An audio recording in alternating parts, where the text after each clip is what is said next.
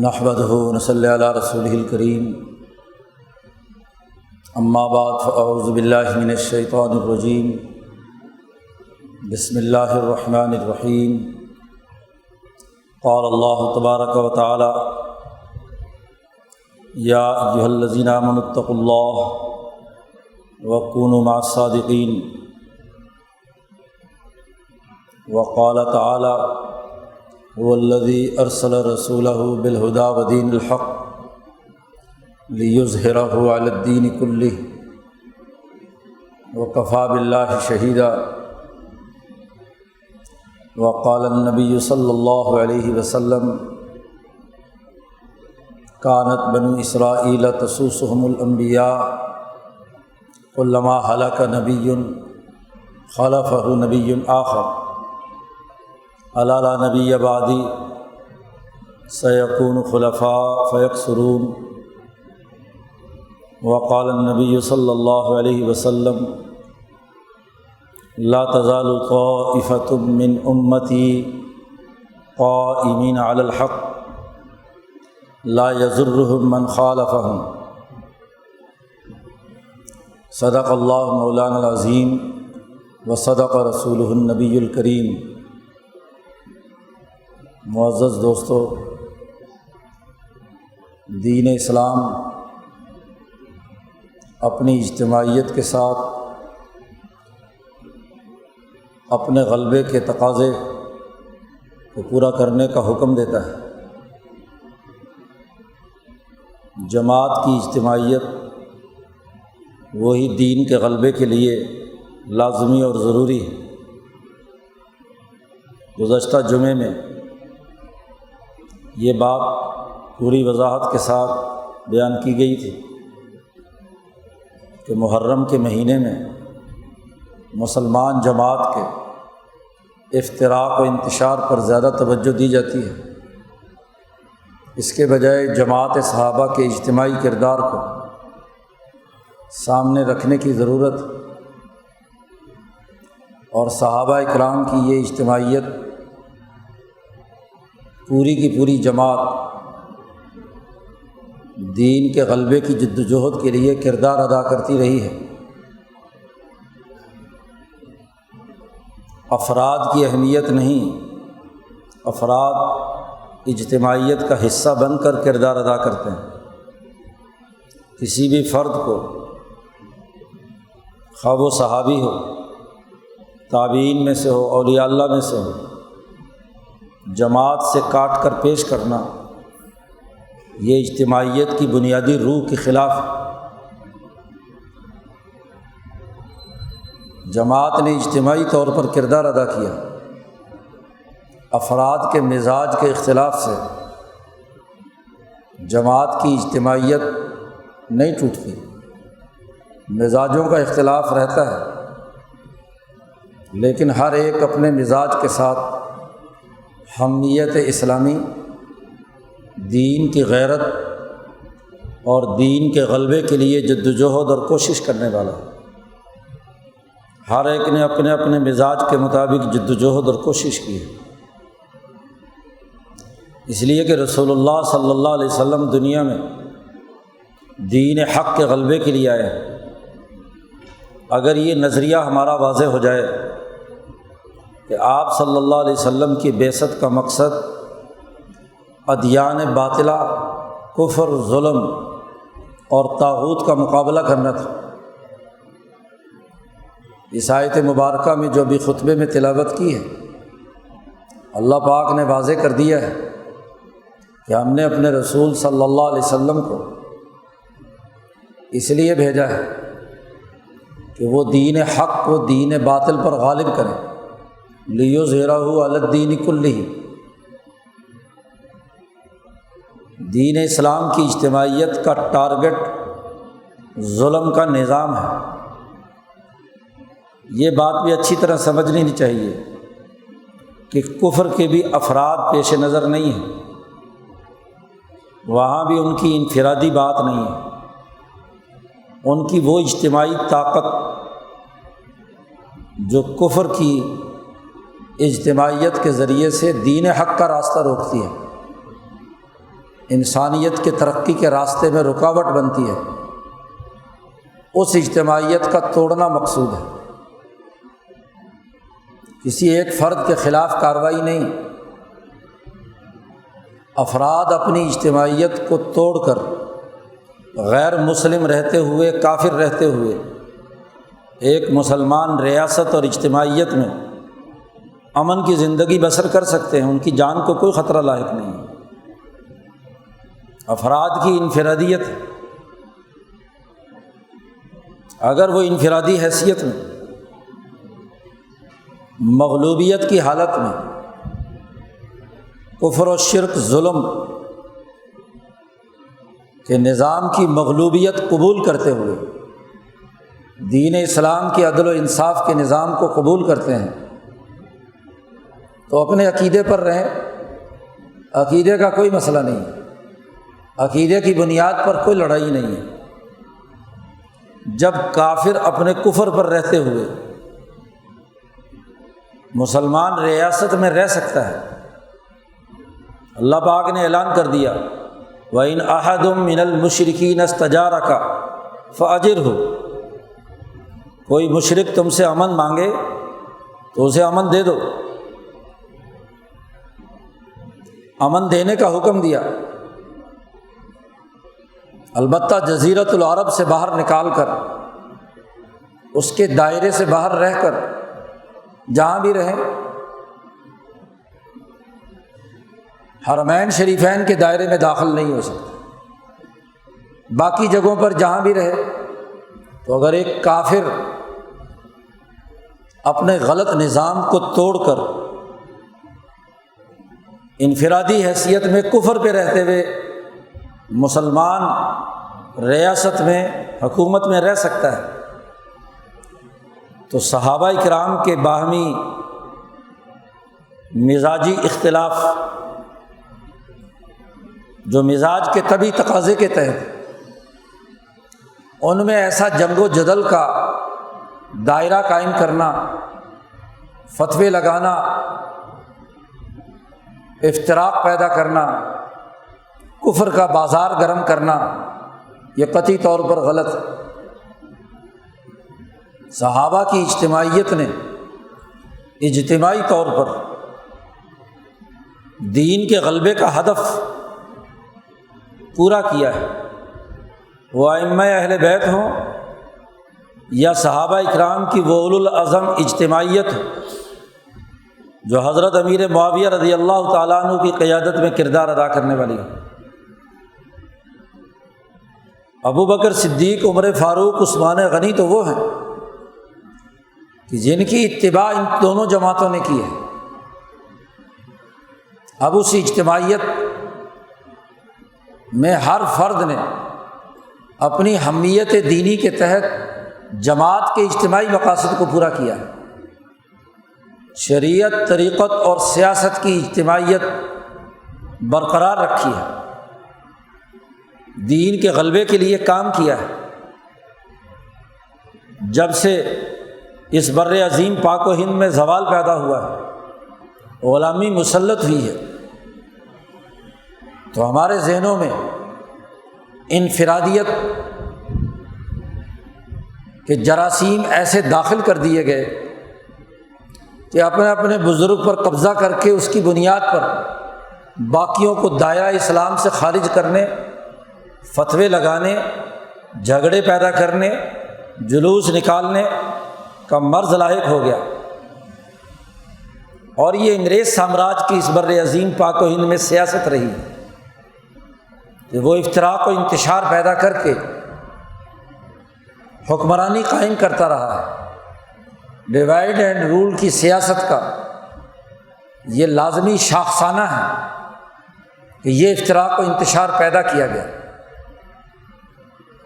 ایک بہت فضول اور لغو بات یہ کہی جاتی ہے کہ جی یہ شیعہ سنی فرقے تو 1400 سال سے چلے آ رہے ہیں،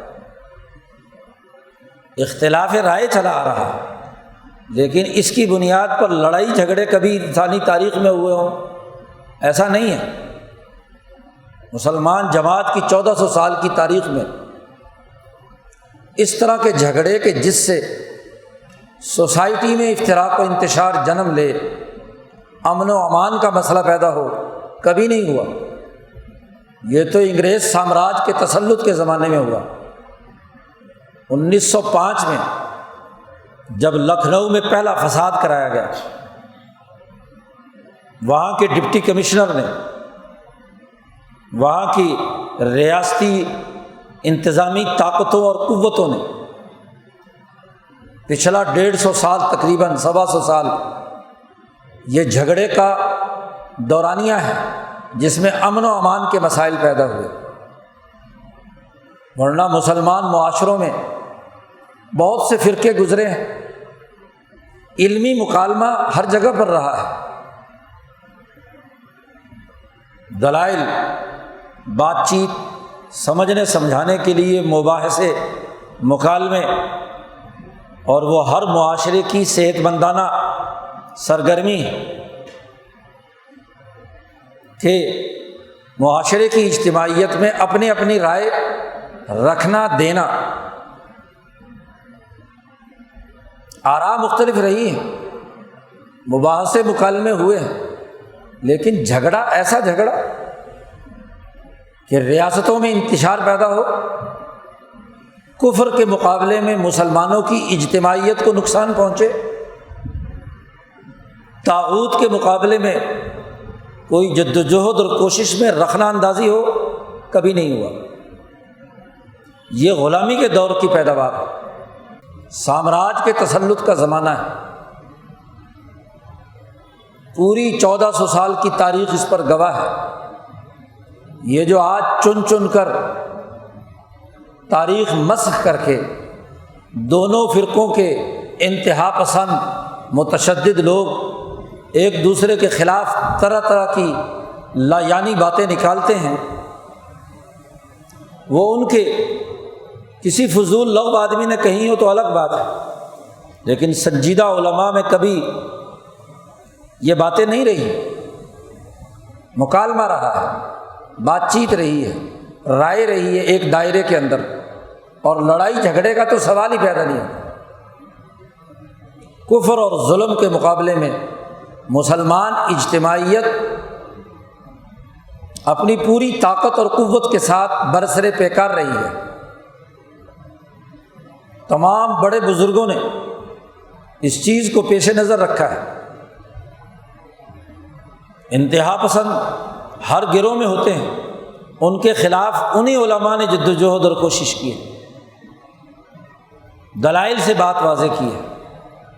اس بر عظیم پاک و ہند میں حالانکہ سیاسی اختلاف موجود تھا، ہمایوں کے ایران سے آنے کے بعد شیعہ امراء کا دلی پر ایک اعتبار سے قبضہ ہو گیا، ان کے اثرات بڑھ گئے، لیکن اس کی وجہ سے مغل ریاست ہل گئی ہو؟ نہیں، سنی امراء بھی تھے اسی دربار میں اور شیعہ امراء بھی تھے۔ اکبر کے بعد ہمایوں، جہانگیر، اورنگزیب عالمگیر جیسے اہم ترین بادشاہ کے زمانے میں بھی جب ہندوؤں کے ساتھ سلوک کیا گیا انسانی بنیادوں پر، تو شیعوں کے ساتھ کیوں سلوک نہیں کیا گیا؟ صلاحیتوں اور استعداد کے مطابق ان سے کام لیا گیا۔ مغل ریاست میں صلاحیت اور اہلیت کا حامل ایک ہندو تھا تو اسے بھی گورنر لگا دیا، اور اگر شیعہ تھا تو اسے بھی گورنر لگا دیا، کام اس سے لیا گیا۔ بنگال کا گورنر 50 سال تک شیعہ رہا، کسی نے کوئی اعتراض کیا؟ اورنگزیب عالمگیر کے زمانے سے سراج الدولہ کا دادا پردادا وہاں کا گورنر رہا بنگال کا، سراج الدولہ خود شیعہ تھا، شیعہ امراء تھے، کوئی جھگڑے کا مسئلہ نہیں۔ سیاسی بنیادوں پر اختلافات کی نوعیت، اس کی اہلیت اور صلاحیت کی بنیاد پر، میرٹ پر فیصلے ہوتے تھے۔ مجدد صاحب رحمۃ اللہ علیہ کے زمانے میں بھی جد و جہد کا یہی راستہ تھا۔ مجدد صاحب کے مکتوبات میں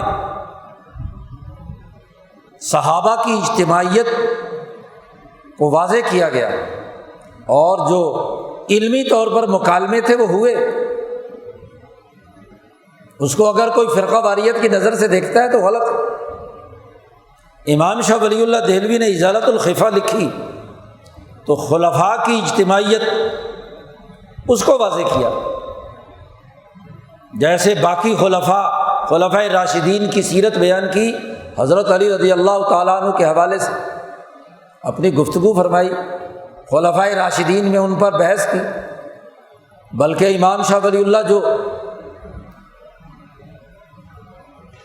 سیاسی منظرنامے خلافت راشدہ کی حقیقت بیان کرتے ہوئے شیخین کی حقانیت واضح کرتے ہیں، تو فیض الحرمین میں لکھتے ہیں کہ میں نے رسول اللہ صلی اللہ علیہ وسلم سے عرض کیا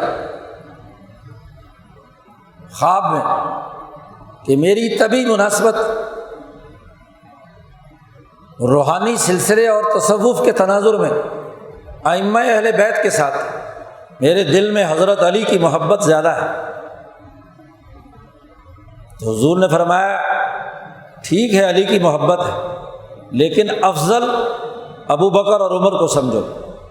تم سے تمہاری خواہش اور طبیعت کے علی الرغم، تمہاری طبی تقاضے کے خلاف تم سے مطالبہ کیا جاتا ہے بطور عبادت کے، تعبدی حکم ہے کہ تم شیخین کو افضل سمجھو، ابو بکر صدیق اور عمر فاروق۔ اور پھر جیسے جیسے شاہ صاحب کہتے ہیں میں نے غور کیا تو شیخین کا دور حکومت اور ان کا دور خلافت جس نے دنیا بھر میں دین کے غلبے کے لیے عظیم الشان جدوجہد کی، اس کے حقائق میرے سامنے کھلنے لگے۔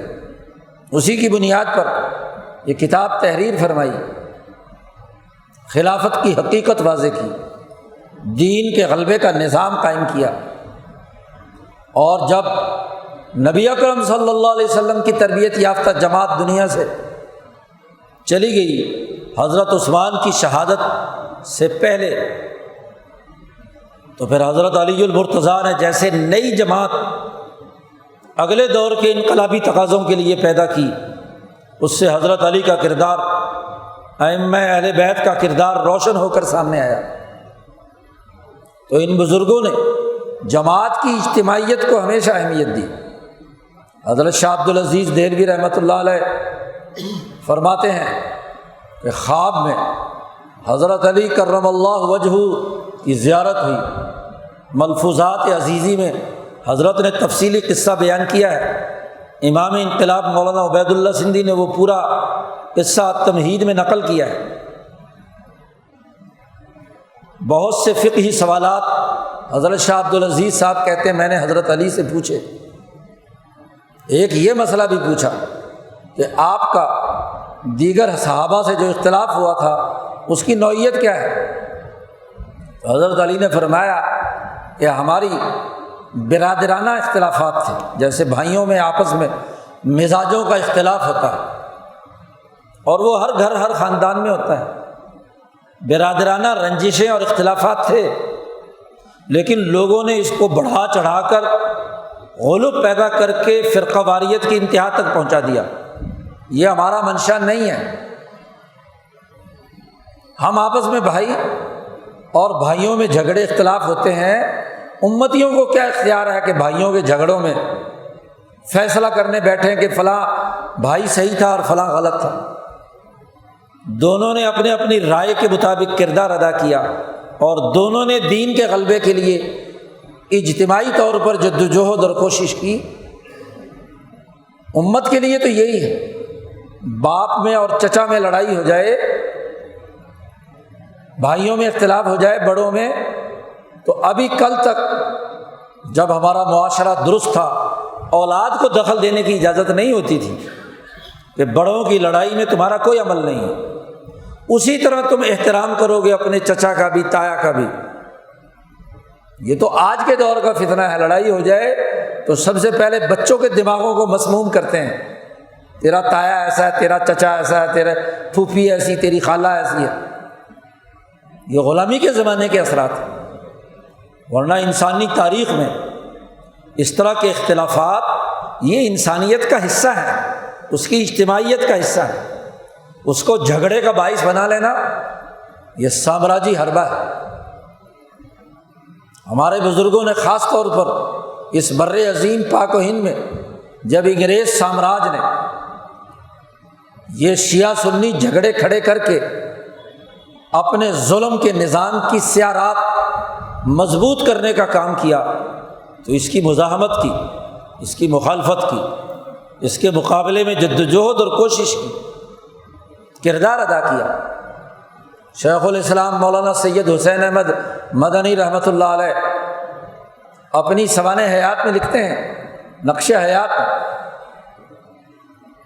کہ میں دیوبند سے کلکتہ جا رہا تھا کسی جمعیت علماء ہند کے کسی سیاسی جلسے کے تناظر میں، تو راستے میں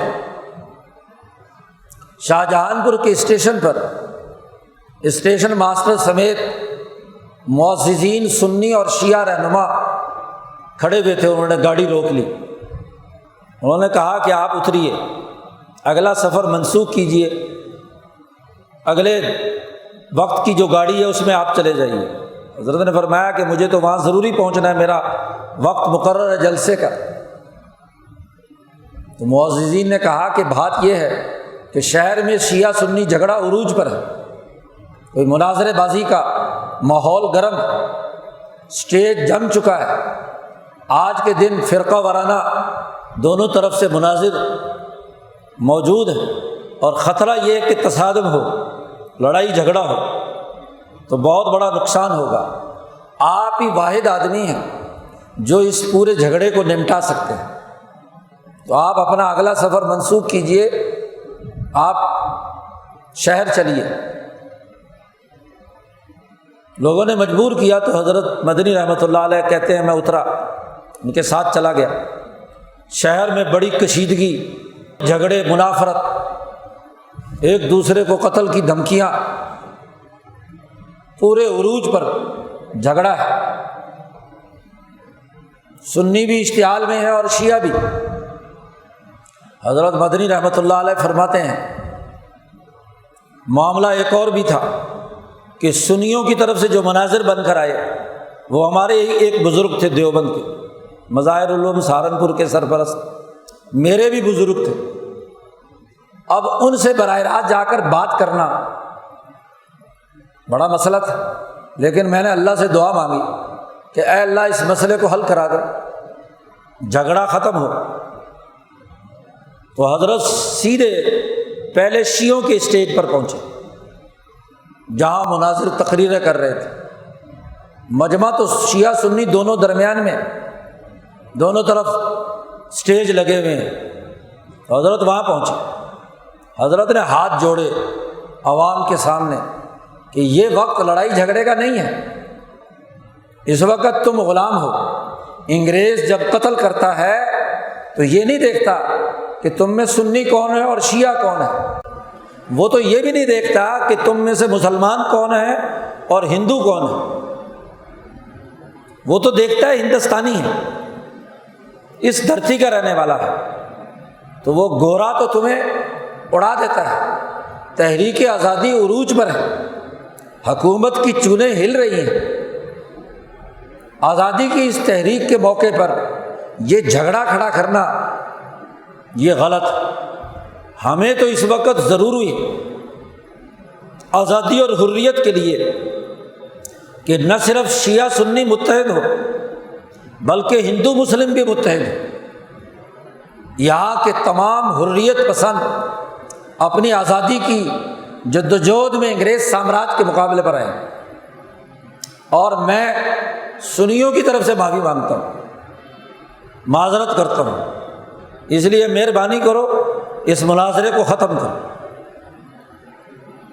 اور یہاں سے جا کر پھر سنیوں کے اسٹیج پر بھی حضرت نے یہی کہا، دونوں جگہ پر تقریر کی، دونوں کے معززین کو بلا کر، اور جو بزرگ مناظرے کے لیے آئے تھے ان کو بھی سمجھایا کہ یہ وقت مناظروں کا نہیں ہے، یہ وقت تو آزادی اور حریت کا ہے، آپ کے اس عمل سے نقصان ہوگا تحریک آزادی کو، اور یہ سارا جھگڑا شیعہ سنی جو یہاں پیدا کیا گیا ہے یہ یہاں کے فرقہ پرستوں کی طرف سے، اور ان فرقہ پرستوں کو سپورٹ انگریز کی طرف سے، اس لیے اس کو ناکام بنانے کے لیے سب شیر و شکر ہو۔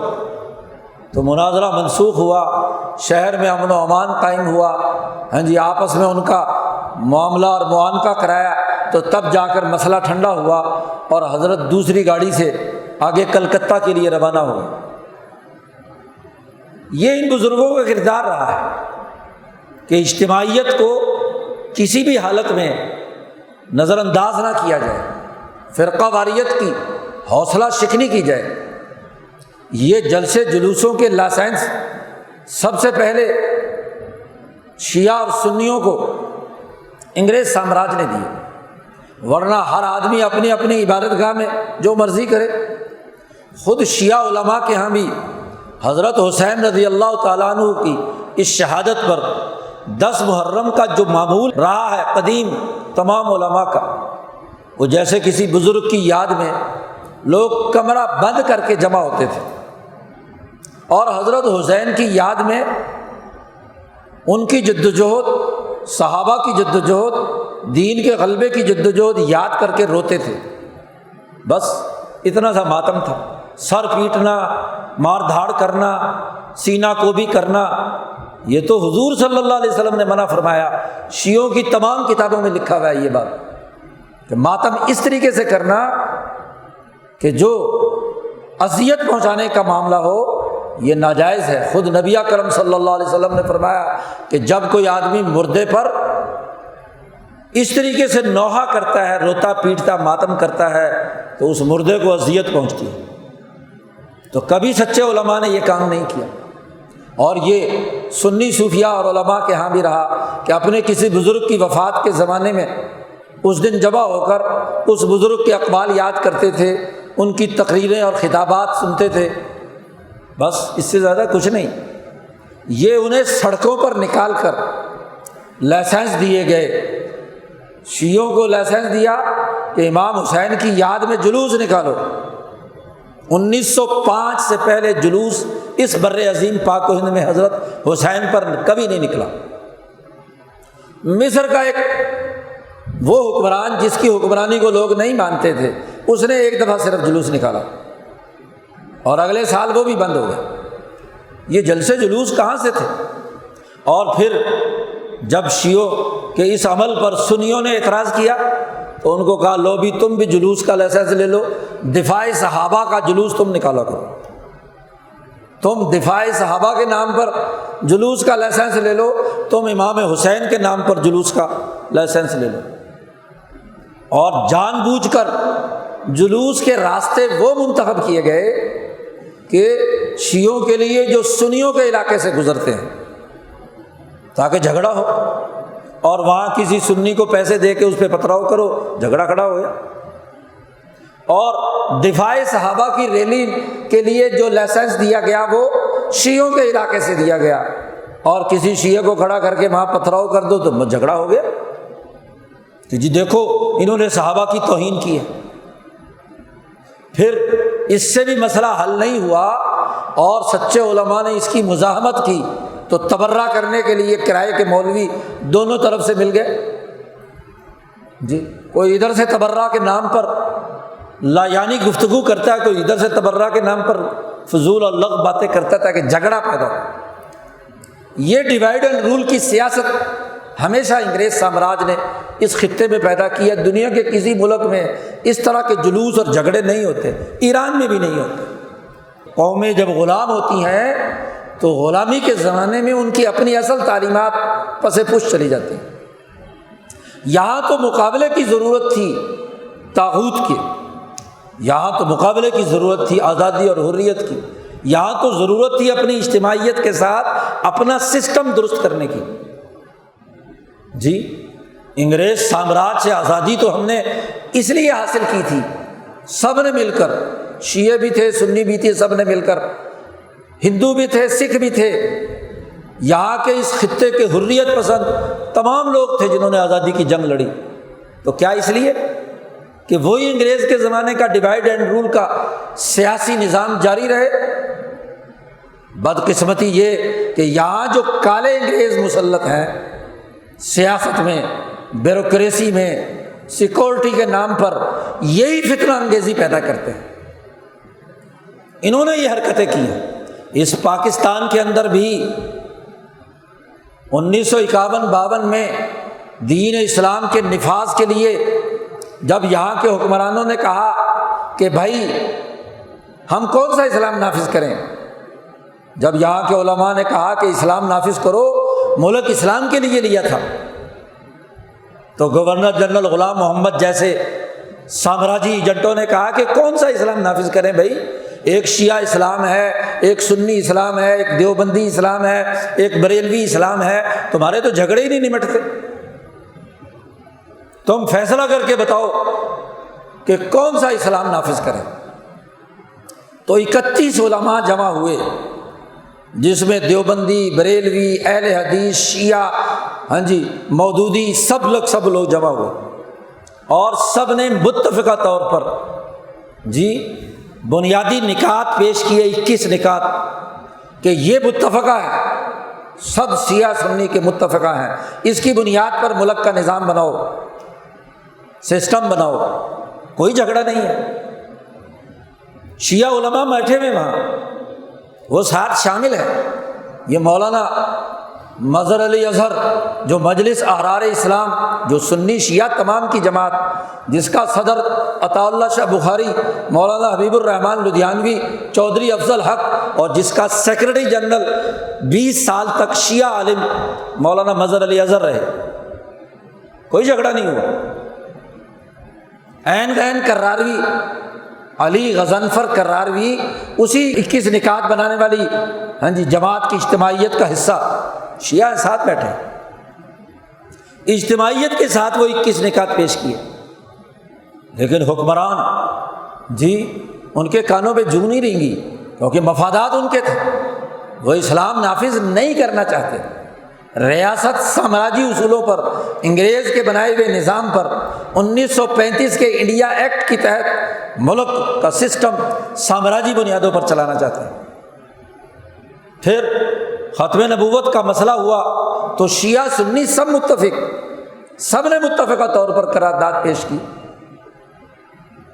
اجتماعیت کے ساتھ، اور 1978-79 تک، بلکہ اب تک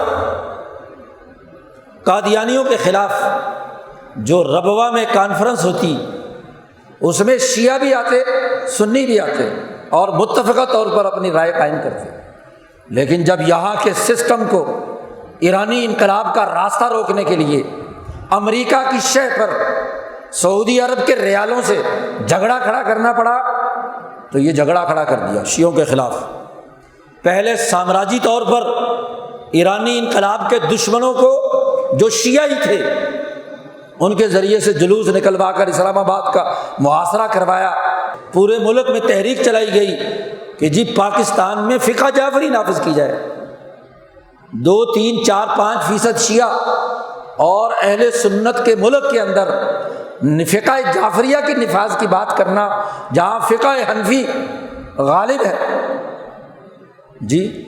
تو سوائے امریکہ کے ڈالروں اور ریالوں کی بنیاد پر یہ تحریک چلائی، اور پھر رد عمل میں سنیوں کی فرقے بنا کر ان کے نام پر کوئی صحابہ کے نام پر اور کسی نام پر دوسرا جھگڑا کھڑا کر کے وہاں مطالبے شروع کر دیے، کفر کے فتوے اگلنے شروع ہو گئے، باقاعدہ جھگڑے اور معاملات شروع کر دیے۔ دونوں کے دونوں امریکی سامراج کے پٹھو بن کر یہاں کردار ادا کرتے رہے، اور ان کے پیچھے یہاں کا سسٹم رہا۔ جیسے افغانستان میں یہاں کے سسٹم نے ہر ایک جماعت کو استعمال کیا، شیعوں کی جہادی والی تحریک اپنی تھی اور سنیوں کی اپنی تھی، دیوبندیوں کی اپنی تھی، اہل حدیثوں کی اپنی تھی، 10-15 پارٹیاں جہاد کے نام سے اختلافات پیدا کر کے افغانستان میں داخل کیے گئے۔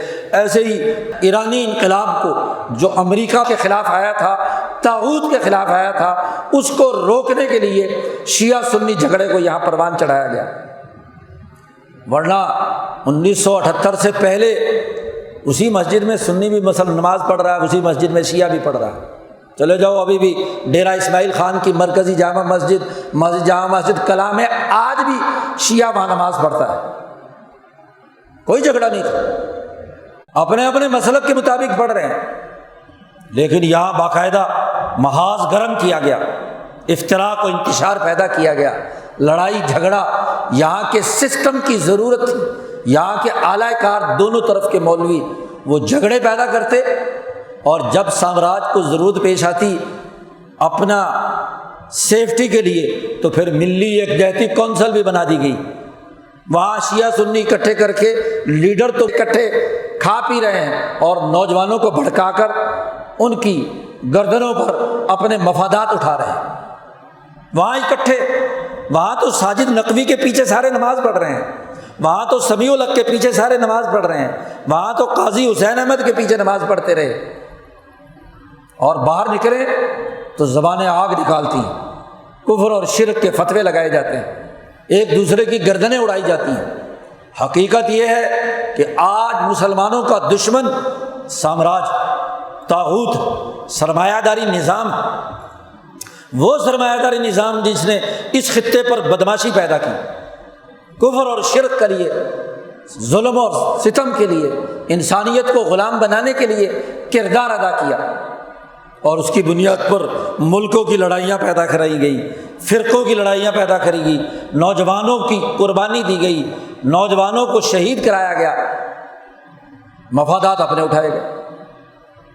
محرم آتا ہے تو جھگڑا بھی خود ہی پیدا کرایا جاتا ہے اب بھی، اور پھر صلح کے نام پر، امن کے نام پر میٹنگیں بھی خود ہی کی جاتی ہیں، اور پھر بدنام کیا جاتا ہے کہ مذہب تو سوائے لڑائی بھڑائی سکھانے کے اور کوئی کام ہی نہیں کرتا، اس کا کام تو فرقوں کے اختلافات کے اندر مبتلا ہونا ہے، تو مذہب کو بدنام کرنے کے لیے یہ راستہ اختیار کیا، حالانکہ مذہب کی تو حکومت ہی نہیں ہے۔ جب مذہب کی حکومت نہیں تو مذہب کا فرقہ کہاں سے ہو گیا؟ تو سامراج کی حکومت ہے، یہ تو سرمایہ داری کی حکومت ہے، یہ تو ظلم کا نظام ہے۔ عدل کا نظام قائم کرو، وہ جو تمام علماء کا متفقہ ضابطہ رہا ہے وہ نافذ کرو، تو وہ نافذ کرنے کے لیے تیار نہیں ہے، جھگڑے کھڑے کرنا مقصود ہے۔ اس لیے ہمارے حضرت اقدس مولانا شاہ سعید احمد رائے پوری نے اس عروج کے زمانے میں جب شیعہ سنی جھگڑا عروج پر تھا، کھل کر یہ بات بیان کی کہ یہ جھگڑا سامراجی ہے، یہ شیعہ سنی کی لڑائی، یہ کفر کے فتوے، یہ جھگڑے، یہ تمہارے سامراجی مقاصد کے لیے ہیں۔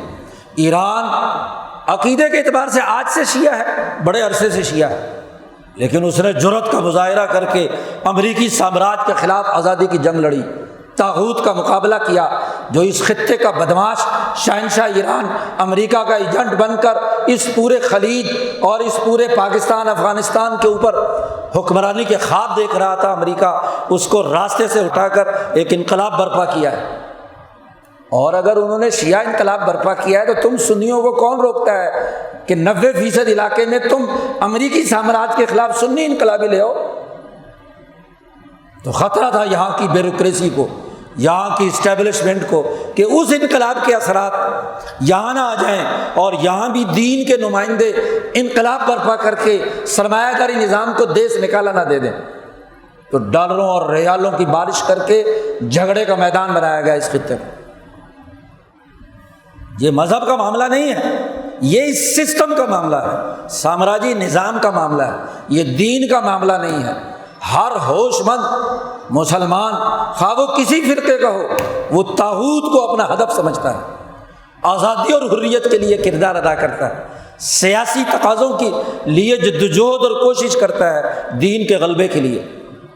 تو اصل اس نظریے کو زندہ کرنا یہ آج کی بنیادی ضرورت، فرقہ واریت کی فضا پیدا کرنا، نوجوانوں کے ذہنوں کو مسموم کرنا، یہ خطرناک بات ہے۔ آج کل سوشل میڈیا پر خاص طور پر اس طرح کے جھگڑے ایسے مولویوں کے ذریعے سے جھگڑا پیدا کرنے والوں، انتہا پسندوں، فرقہ پرستوں کی طرف سے پھیلائے جا رہے ہیں۔ نوجوانوں کو اس سے علیحدہ رہنا چاہیے۔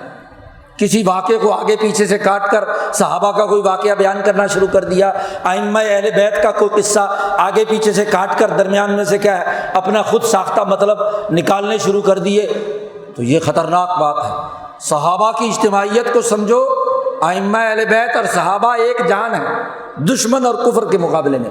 تابعین، تبع تابعین، اولیاء اللہ، خلفائے بنو امیہ ہوں یا ان کے اس دور میں رہتے ہوئے ائمہ اہل بیت ہوں، انہی بنو امیہ کی بیعت امام علی زین العابدین نے کی، انہی کی بیعت امام باقر نے کی، انہی کی بیعت امام موسیٰ کاظم نے کی، انہی کی بیعت امام زید نے کی۔ ان تمام کے تمام لوگوں نے اسی جماعت کا اجتماعیت کا حصہ رہے۔ یہی حال بنو عباس کے زمانے میں رہا۔ تو یہ سیاست کے حکمران ہوں مسلمانوں میں، بنو امیہ ہوں، بنو عباس ہوں، بنو عثمان ہوں، یہ مسلمانوں کی تاریخ، اس تاریخ کو مسخ کرنا غلط۔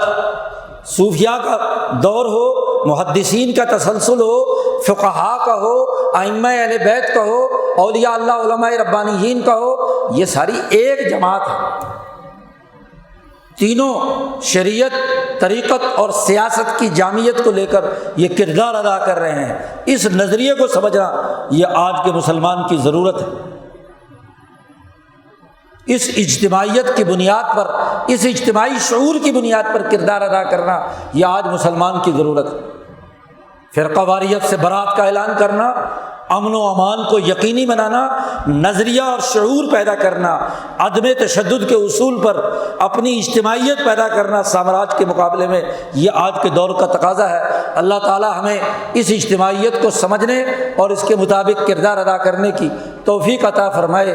وآخر دعوانا الحمد للہ رب العالمین۔